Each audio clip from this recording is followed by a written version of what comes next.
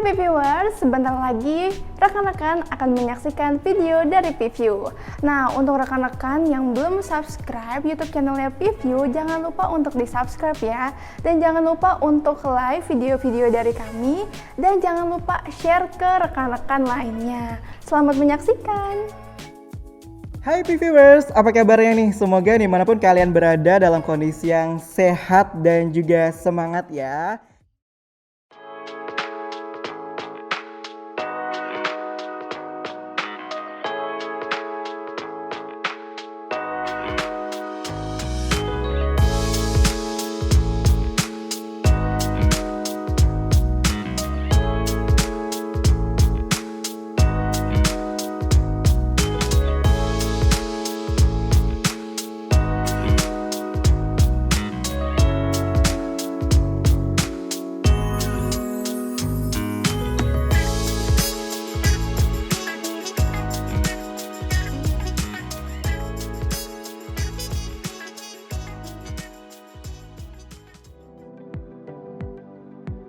Balik lagi nih bersama saya Adit di Pview by Paramavida, persembahan dari Akoledia Group. Kali ini kita bakalan ngobrol-ngobrol santai dan juga sharing-sharing lagi nih terkait dengan topik yang akan kita bahas pada kali ini, yakni mengenai komunikasi bawah sadar. Nah, mungkin Pviewers di rumah masih belum tahu ya kira-kira komunikasi bawah sadar itu seperti apa.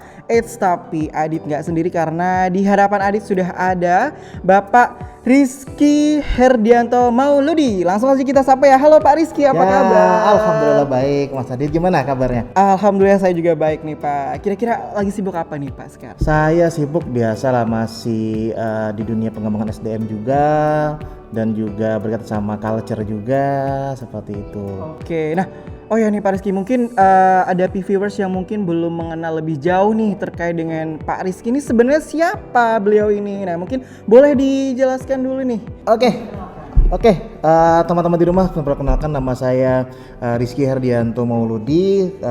Sekarang saya sibuk sebagai HR Development Department Head yang memang masih di pengembangan SDM dan juga pengembangan culture atau budaya perusahaan, seperti itu. Oke, nah Pak Rizky nih mungkin seperti yang tadi saya awal katakan ya, mungkin dari Pviewers nih masih ada yang belum tahu komunikasi bawah sadar itu sebenarnya apa? Oke, komunikasi bawah sadar intinya adalah komunikasi yang memang tanpa dianalisis, tapi si komunikan itu bisa langsung bergerak gitu, seperti itu.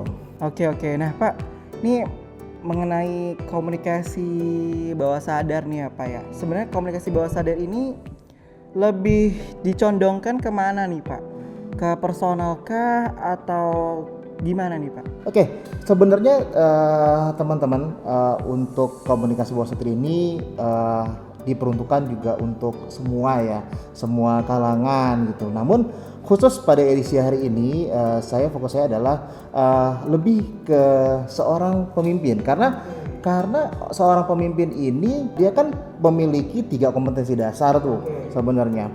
Pertama, dia harus harus memiliki kemampuan diagnosis, artinya kemampuan kognitif yang bisa dia pahami bagaimana situasi saat sekarang dan apa yang akan dilakukan di masa depan. Itu sebenarnya dia bisa menganalisis gitu loh. Nah, yang kedua, kompetensi berkaitan sama adaptasi.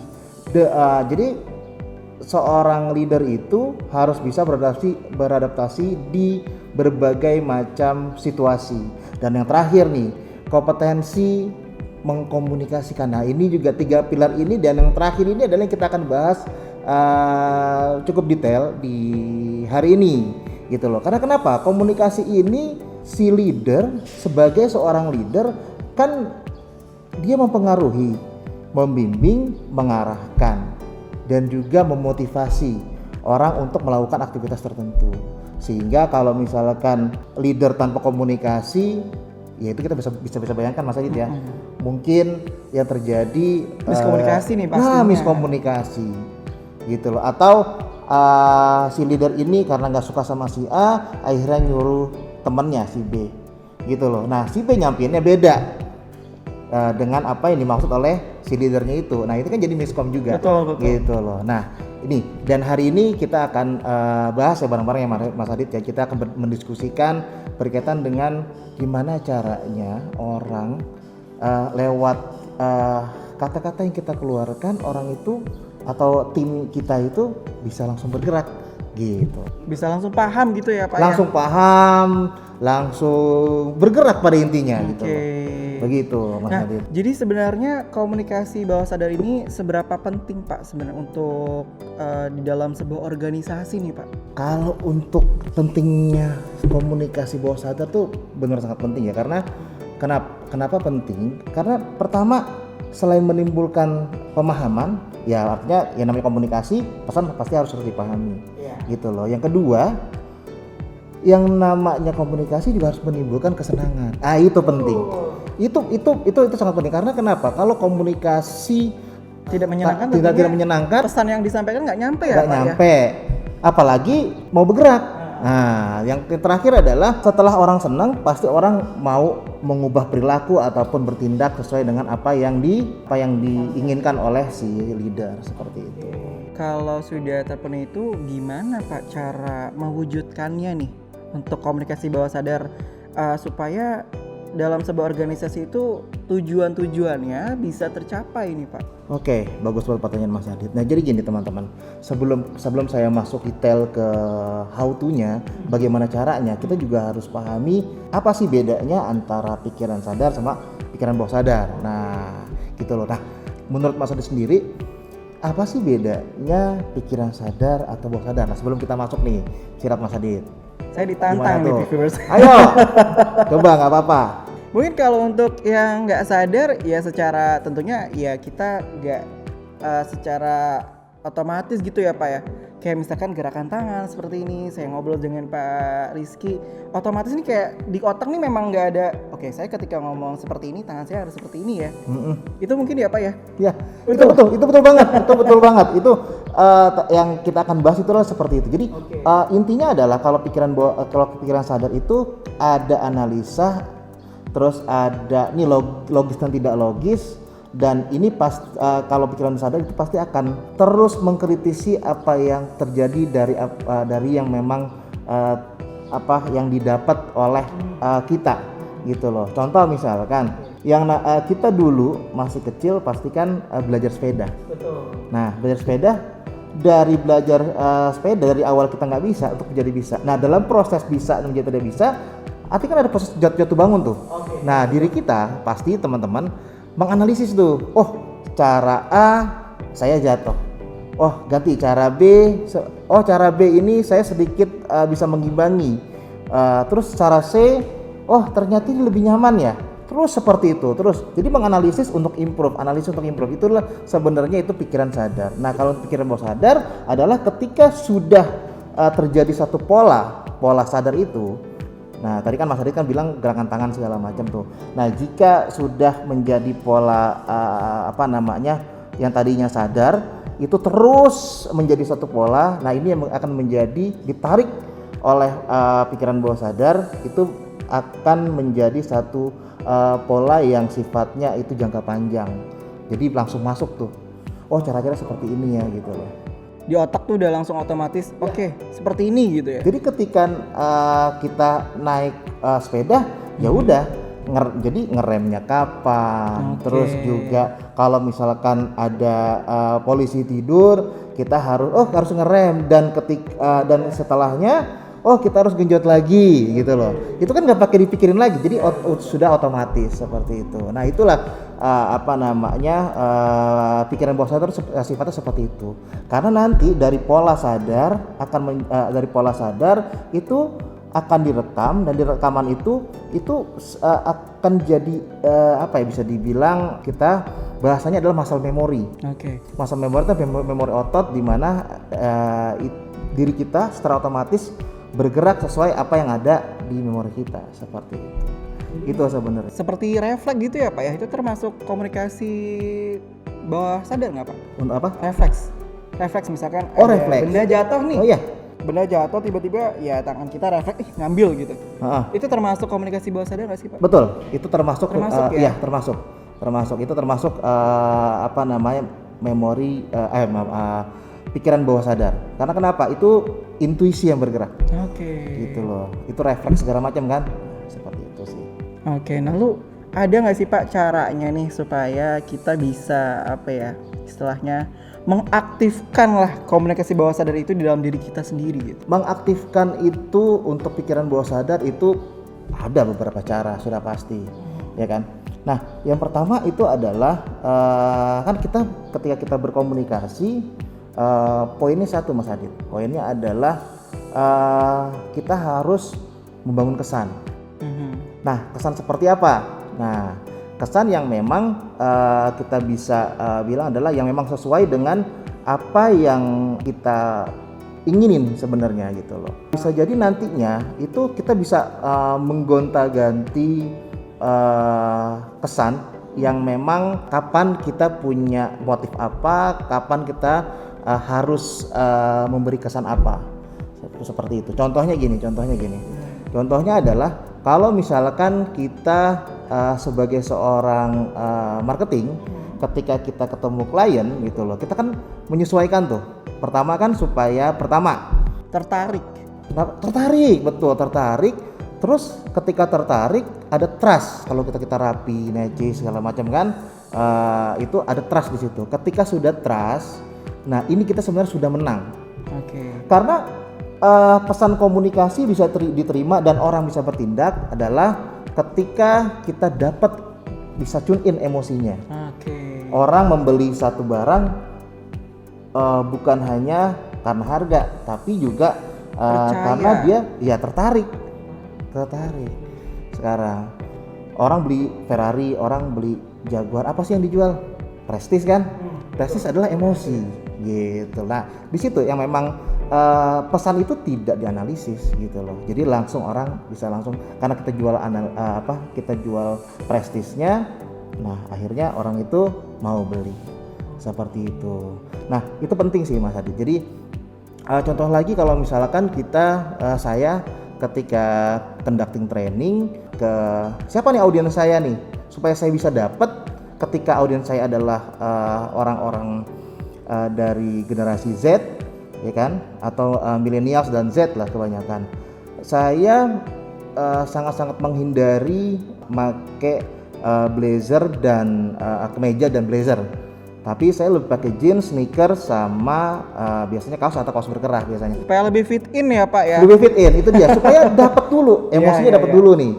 Emosi dapat dulu gitu loh. Emosi dapat dulu jadi ketika orang peserta melihat kita atau audiens melihat kita atau komunikasi melihat kita itu nggak ada barrier, nggak ada jarak, nggak ada tembok yang misahin lah gitu loh antara saya komunikator atau saya seorang trainer dengan Anda seorang peserta gitu loh. Itu supaya tidak ada jarak. Itu sangat penting. Itu yang pertama adalah membangun kesan lewat apa? Lewat image, lewat citra diri gitu. Yang kedua adalah bangun kedekatan atau bangun rapport, bangun hubungan baik gitu di awal. Gimana caranya? Ya cari titik kesamaan gitu loh.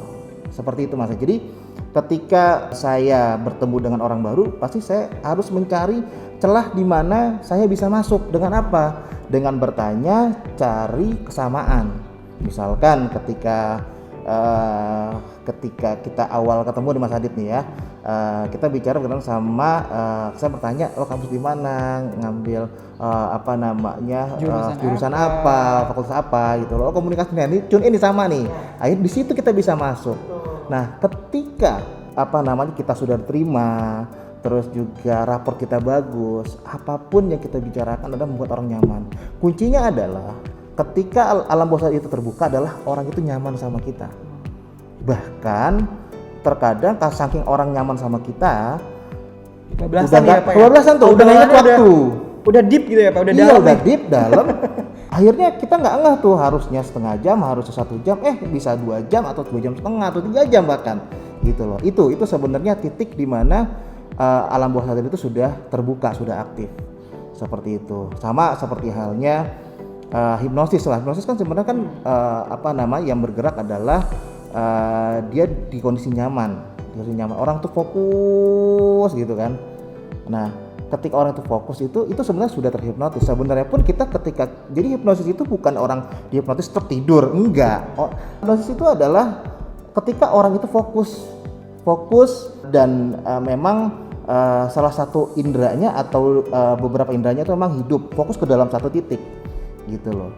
Jadi hal-hal lain tuh tidak merasa terganggu gitu ya, Pak, ya? Tidak merasa terganggu seperti itu. Nah itu ketika alam bawah sadar itu aktif seperti itu. Oke deh Pak Rizky, jadi ada nggak sih Pak contohnya atau tanda-tanda lah begitu yang bisa menunjukkan bahwa komunikasi bawah sadar kita ini aktif? Kira-kira seperti apa dan mungkin bisa kita kenali nggak sih Pak ciri-cirinya seperti apa? Sip, thank you Mas Adit, pertanyaan yang sangat-sangat bagus. Untuk alam bawah sadar dari kita maupun dari lawan bicara kita itu aktif itu sangat bisa kita kenali. Yang pertama adalah mimik wajah itu pasti serius. Oke. Dia akan eye contact sama kita, gitu loh. Itu sangat-sangat kelihatan. Keseriusan orang kelihatan sekali gitu loh. Nah, terus sikap tubuh juga lebih condong kemana kalau lawan bicara biasanya seperti itu. Nah, yang kedua ada respon. Nah, respon ini gimana? Respon dari lawan bicara itu biasanya gitu loh. Oh iya, atau angguk-anggukan kepala. Oh iya betul. Itu ada respons ketika secara alam bawah sadar tuh dia merespon apa yang kita sampaikan. Jika itu menarik buat si orang itu. Sama seperti saya tadi ya Pak, dari tadi berarti ya, saya ketika Pak Rizky berbicara gitu, saya mungkin ya kayak tadi gitu ya Pak, kasih tanda oke, baik, seperti itu ya Pak. Iya, berarti itu ya, sebenarnya sudah satu tanda bahwa sudah aktif tuh, sudah fokus, bahwa topik yang kita diskusikan ini adalah menarik. Itu sebenarnya. Tentunya menarik dong, karena kita spesialkan hadirkan Pak Rizky ini supaya ya kita bisa sama-sama tahu ya Pak, mungkin dari P-Virus juga nih masih belum kurang paham gitu komunikasi bawah sadar itu seperti apa, karena kan komunikasi memang banyak ya Pak ya, banyak macamnya, dan mungkin komunikasi bawah sadar ini tidak begitu akses begitu ya Pak, maksudnya tidak banyak diketahui orang secara tidak langsung gitu. Ya betul, sebenarnya komunikasi bawah sadar ini jika kita banyak baca buku ataupun di kehidupan kita sehari-hari, apalagi orang-orang yang memang sudah bisa dibilang ya sudah lama bekerja, sudah sering kontak-kontakan berkontraksi sama orang lain, itu pasti secara alami mungkin sudah pernah melakukannya gitu loh. Namun memang belum tahu nih itu sebenarnya masuk ke dalam teknik atau komunikasi bawah sadar loh sebenarnya, seperti itu. Makanya nanti ada polanya tuh, kita akan share ke teman-teman, nanti akan ada polanya gitu loh, seperti itu. Oke deh Pak Rizky, nah tadi itu kan berarti contoh-contohnya nih Pak, kalau bahwa komunikasi bawah sadar itu sudah aktif. Nah tadi kan Pak Rizky menyebutkan nih, ada nih sebenarnya pola komunikasi bawah sadar itu sendiri. Nah mungkin bisa dijelaskan nih Pak, seperti apa pola komunikasi itu? Sip, jadi teman-teman saya akan memberikan 5 pola komunikasi bawah sadar yang memang ini sangat-sangat aplikatif, teman-teman bisa langsung nerapin bahkan gitu loh. Terlebih lagi teman-teman yang memang sudah di level leader ya, seperti itu. Pertama adalah kita pola komunikasi membuat lawan itu setuju dan iya. Jawabannya itu iya. Iya, seperti itu. Ya, pertama apa? Pertama adalah ketika kita meminta dengan cara tertentu. Pertama, kalau contohnya gini, ketika ada case ya, pembuat laporan, ketika kita dapat hasil laporan dari tim kita itu kurang maksimal ya. Bayangkan ya, kalau misalkan kita ngomong gini, bikin laporan itu yang benar bisa nggak sih?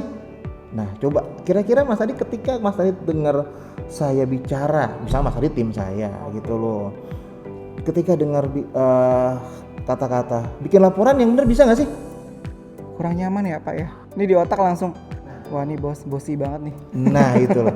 Kira-kira ketika kurang nyaman, terus kalau dikasih inputan lagi yang demikian, mau nggak sih ngejain? Ya tentunya dengan hati yang terpaksa ya Nah, Pak ya. mau, Kalau tapi- mau nggak mau ya, kalau memang sudah tuntutan pekerjaan ya Pak, Ya. pasti kan harus dilakukan nih. Perlakuan. Tapi Cuman pasti rasanya nggak akan Betul.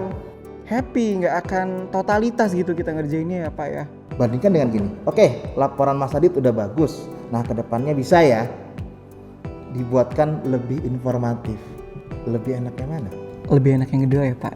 Karena kenapa? Yang pertama itu kalau misalnya kita ngelihat kalimatnya adalah bisa nggak bikin laporan yang benar, bisa nggak sih? Bisa nggak? Itu akhirnya itu adalah negatif. Dibandingkan dengan kedepannya bisa ya, secara tidak langsung bisa ya, itu memotivasi orang yang atau tim kita yang tadinya membuat laporan kurang maksimal, yang itu ketika mendengar atau ketika otaknya mengolah informasi bisa ya, itu otomatis dia akan termotivasi untuk melakukan hingga maksimal. Seperti itu dia. Nah, yang kedua adalah menggunakan settingan kalimat atau pertanyaan itu yes set namanya. Kalau di marketing tuh sangat-sangat sering banget tuh buat yes set gitu. Nah, gimana caranya gitu loh. Yang pertama adalah misalkan ada case turnover atau keluar masuk karyawan itu sangat-sangat sering gitu loh. Nah, untuk membuat orang setuju dengan suggest dari kita adalah yang pertama kita bertanya, kita pakai open probing namanya ya. Misalkan gini, Anda tentu ingin turnover di store menurunkan, tentunya Anda pun sangat ingin suasana kerja di setiap store itu nyaman. Suasana kerja yang sangat menentukan kenyamanan staf dalam bekerja itu poin penting kan? Betul. Nah, jika demikian, maka penerapan budaya membimbing sangat tepat dilakukan di store.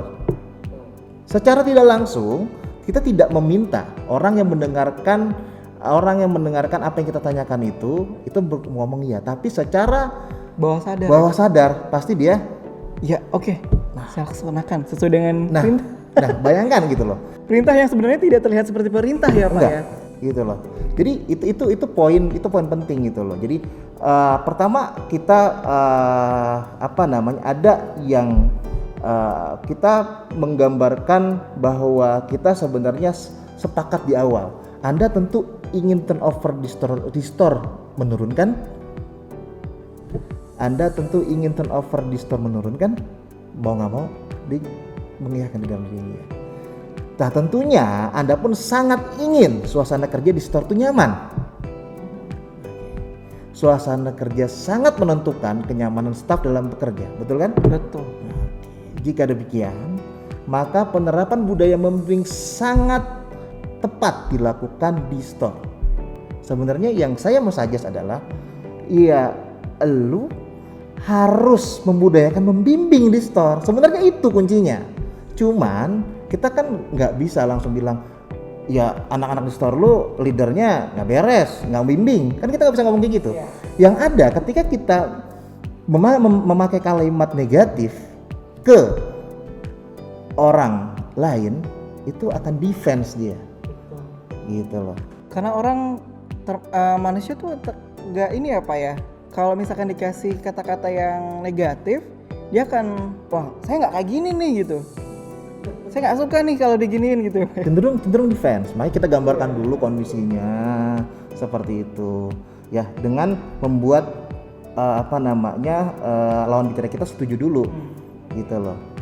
Kan kita sebenarnya kan memaksa tanpa merasa dipaksa sebenarnya. Gitu. Itu kuncinya sebenarnya. Nah, terus yang lanjut lagi adalah gimana caranya membuat orang lain ya. Kita merintah orang lain, tapi orang lain tidak merasa diperintah. Nah, ada dua tuh. Oke. Coba ada dua. Pertama adalah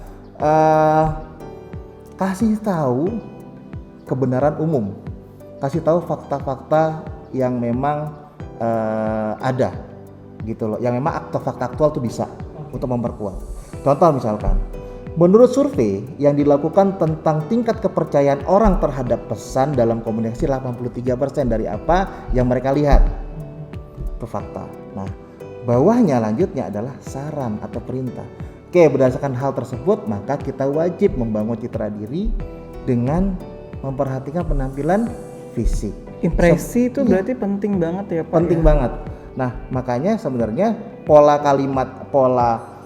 kalimat ini nih kita harus pinter-pinter ngatur gitu loh. Ngatur karena kenapa? Kalau orang langsung misalkan ada penampakan orang yang nggak sesuai sama kita nih gitu loh, terus kita langsung penampilan lu rapihin dong gitu loh, masa kayak gitu, dirapihin deh. Daripada kita seperti itu, nah kita harus pakai anggap gimana ya, kebenaran umum lewat fakta umum tadi kan 83% orang-orang menilai dari visual sebenarnya. Betul. Gitu loh. Nah, dari situlah kita masuk ke suggest, dari fakta, kebenaran umum, kita masuk ke suggest kita, saran kita. Jangan langsung nembak gitu. Wah, kalau langsung nembak ya baik lagi tadi saya bilang, orang cenderung percaya ya Pak ya nantinya ya Pak ya. Iya. Nggak trust ya Pak. Nggak, pertama orang jadi ini orang kok leader kata-katanya kayak gitu loh. Jadi nggak trust, terus juga malah nantinya ujungnya ada gesekan. Nah, itu yang bahaya ya Pak. Itu yang bahaya. Nah, terus ada lagi membuat lawan bicara langsung bergerak nih. Dibanding kita pakai kata-kata bukan pintu dong gitu loh. Besok pokoknya harus masuk setengah jam lebih cepat. Daripada kita berkata seperti itu, lebih baik kalau misalnya kita minta tolong sesuatu, bisakah kamu menutup pintu? Bisakah kamu mempresentasikan hasil observasi kemarin? Atau tolong boleh ambilkan minuman saya? Lebih baik seperti itu.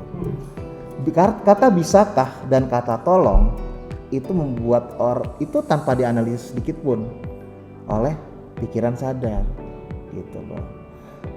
Coba kalau misalnya kita dengar, bisakah besok masuk lebih pagi? Bisakah? Kalau kata-kata di awal tadi sudah positif, udah bisakah? Yang pasti yang diserap itu adalah bisanya.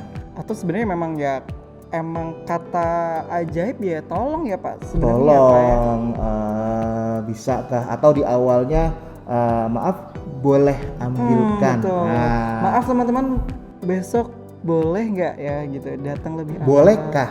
Oh iya boleh. Oh iya karena kalau itu tadi itu negatif ya Pak ya. Oh iya. Nanti pikiran sadarnya aktif. Nah itu yang bikin ya bisa nggak ya? Ya enggak gitu loh. Kecenderungan orang seperti itu. Kecenderungan orang bergerak ketika dia mendengar penekanan di kata akhir. Gitu sebenarnya. Nah, yang terakhir itu adalah ketika kita memberikan masukan, jangan hilangkan kata tapi. Misalnya gini, presentasi kamu bagus, tapi ada kurang di poin A, B, C, D. Daripada kita pakai kata tapi, kita harus ganti dengan kata dan. Oke, presentasi kamu sederhana dan cukup informatif, dan akan lebih menarik jika ditambahkan sumber datanya. Misalnya seperti itu, dan akan lebih baik dibanding tapi. Kalau tapi kan kayak langsung jatuh gitu ya Pak. Nah, jatuh. Jadi udah dipuji, jatuh. Nah, kalau kita karena menjaga ritme seperti itu, menjaga ritme motivasinya jangan sampai jatuh, lebih baik kayak kata dan akan lebih baik, lebih halus kan sebenarnya ketika kita beri saran. Nah itu sebenarnya. Jadi dari 5 pola komunikasi ini yang setidaknya teman-teman bisa lakukan gitu loh. Bahkan itu sangat-sangat mudah kok sebenarnya. Cuma memang hari ini yang kita memang butuh refresh lagi nih gitu loh, bahwa ternyata kata-kata tuh mempengaruhi ya tindakan orang lain, mempengaruhi ya suasana hati orang seperti itu. Itu sih. Nah, berarti komunikasi bawah sadar ini ya sebenarnya untuk semua orang ya Pak ya? Ya betul, sebenarnya untuk semua orang. Terlebih lagi untuk leader. Iya, sebenarnya. khususnya lagi untuk seorang leader yang memang dia memiliki bawahan yang memang harus mereka delegasikan gitu Betul, ya Pak ya? betul. Karena kalau kita tidak mengindahkan kata-kata atau kalimat dalam berkomunikasi, apalagi bagi seorang leader ini nanti bisa berdampak pada kinerjanya personal maupun kinerja tim. Itu yang menjadi satu poin yang harus kita tekankan sih sebenarnya. Oke, wah Viewers nih insight-nya banyak banget nih yang kita dapat dari Pak Rizky, tapi sayang banget Pak, kita waktunya sudah habis. Jadi terima kasih banyak nih Pak Rizky yang sudah mau hadir di P-View episode kali ini. Dan buat P-Viewers juga terima kasih sudah mau menonton P-View episode kali ini sampai selesai. Semoga bermanfaat dan Pak Rizky semoga kita bisa bertemu lagi ya Pak ya. Kita bisa sharing-sharing lagi mungkin ya. Pasti. Ilmunya Pak Rizky pasti lebih banyak ya. Alhamdulillah. Banyak banget yang pastinya nanti bisa akan kita sharing bersama di P-View episode selanjutnya ya Pak ya. Oke, terima kasih juga untuk P-View yang sudah menonton episode P-View kali ini. Semoga bermanfaat dan buat kalian jika kalian suka video kali ini jangan lupa untuk like, comment, share di sosial media yang kalian punya. Dan buat kalian yang belum subscribe, langsung subscribe sekarang supaya kalian tidak tertinggal video-video terbaru dari kami. Akhir kata saya Adit pamit undur diri dan sampai jumpa di P-View episode selanjutnya. Bye-bye. Nah viewers, gimana videonya tadi? Menarik banget kan?